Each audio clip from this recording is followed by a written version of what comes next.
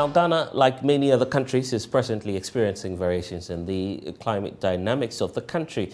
The changes in the climate characteristics have had significant impact on agricultural sector. The food insecurity issues, and also in other cases, has led to natural disasters such as floods, droughts, and of course, some uncertainty as well. Now, we have in studio the staff of the Meteo Agency to have a quick discussion on this. I'll just tell you about my guests as we have them.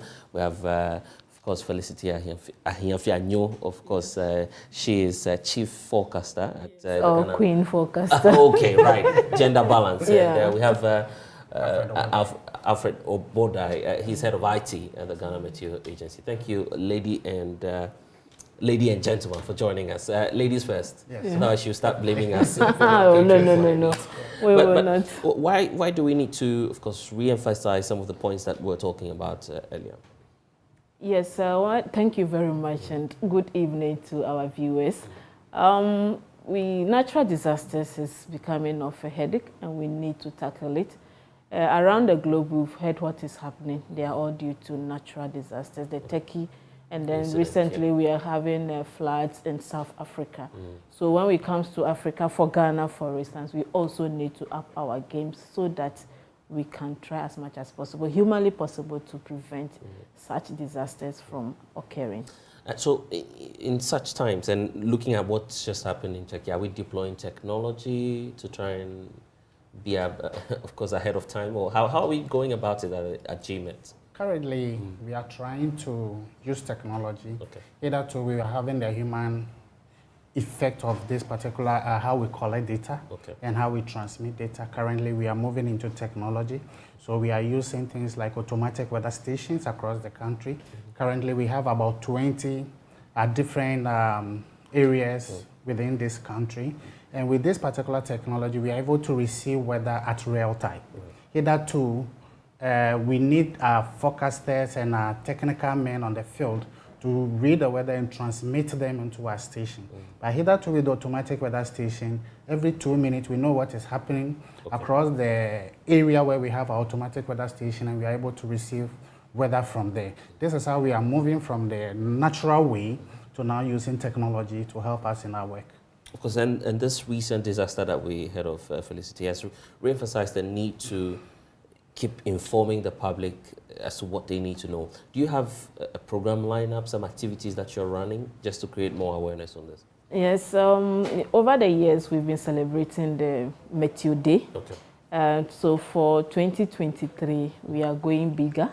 We are doing a whole month program for Ghanaian society and beyond, where on the 1st we are going in for a lunch, where we will launch the monthly. And when you say the first, you're talking about March? March, yeah, 1st March 2023. We are launching the program for the month, and then we have other program lineups. This time around, we want to involve the school children. We want to establish climate clubs in school second cycles, and then later we move on to the basic schools. And then we want to launch the Meteorological Society Association 2, where we bring in different stakeholders on board so that we can talk about the challenges that are facing us and see how best we can help solve this problem. And then at the end of the day, you know, with our stakeholders, policy makers, every time we come out with the forecast, but at the end of the day, we resort back to the same disasters that keep reoccurring.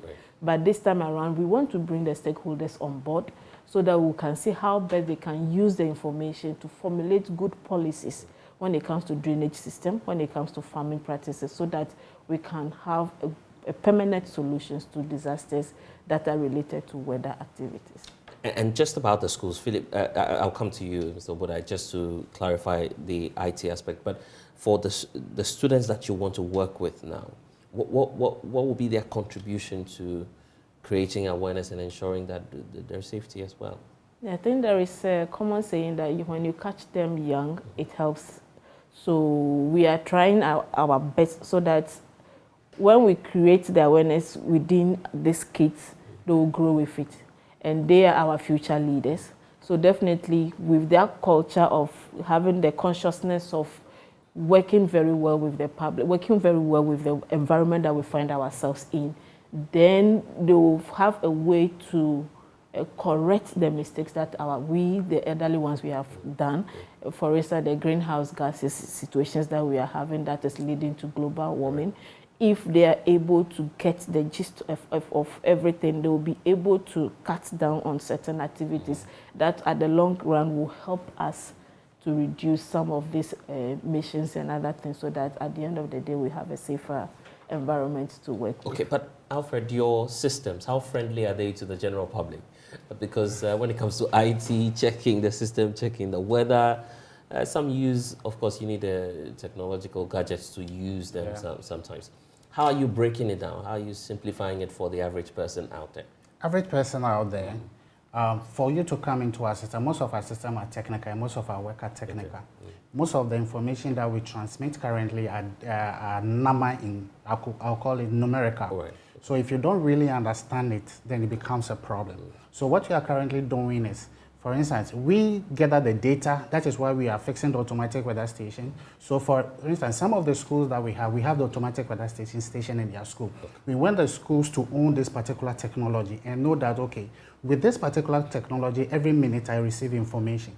This information is transmitted to the forecast office, right? How could I say, real time. So within this particular real time, they're able to know that there are climate change.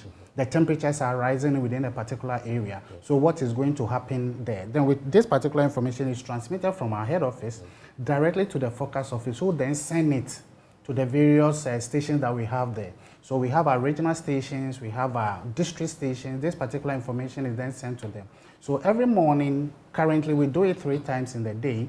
Early in the morning by 5 o'clock, the weather is issued because they have the information to our regional officers, then to our district officers, who are supposed to explain it at the district level to the general public. Right. Then we also have a technology where we send this information to the fishermen so that they know, okay, today it's red, which means that the waves are going to be very strong. So I'm not supposed to go. It is yellow, I can manage it, or it is green, then it's free day for me. So this particular way, we are able to send it to them. Then also the farmers, we also have short code with them. We send them this particular information concerning what they are going to do on the farm. So you break down the information. We break down the information to them so they know yes, within 2030 we'll have a seasonal forecast. We are going to tell the general public how the season is going to behave like. So this is how we try to send the information to the list person. And also we try to also establish WhatsApp platforms where we can disseminate this particular information throughout the time of throughout 24 hours. And I'm hoping that you scale that up from March. Felicity, we need to go briefly your message to the general public, anything they need to know of as we... Yes, we have a lot for the public. We want to be out there helping the society. But we all know that when it comes to Ghana Meteorological Agency, in terms of cash, we are hard up. So we are pleading, we want to help the Ghanaian society, for all of us, in terms of weather, so that flood doesn't take us, or we don't wake up one day and then we have earthquake or any other natural disasters taking us. So we want the general public, the companies, the organizations, and to support us to celebrate this month. We've been working since 1886, that Ghana Meteorological Agency came into Ghana until now. So please, we are pleading, please come on board and support us celebrate this month. Let's make it big.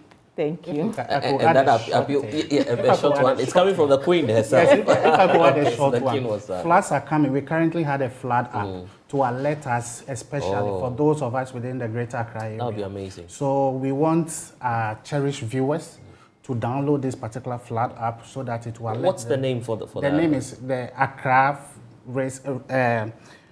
Flood Ghana Meteorological. When they use the flood app, the name is missing, but I'll give it to you. Yes, I guess once you search for it, My flood risk app. My flood risk app Accra. And I'm sure that we need to have this conversation again. The fact that you also need support. Yes, we need support, please. We need support. We'll definitely have this conversation again. But I'm grateful to Alfred Oboda, head of IT at the Ghana Meteor Agency, and also Felicity Chief Forecaster. She says Queen Forecaster at GMET. Thank you, ladies and gentlemen, for joining us. Of course, we'll have this conversation again. Unfortunately, we've run out of time.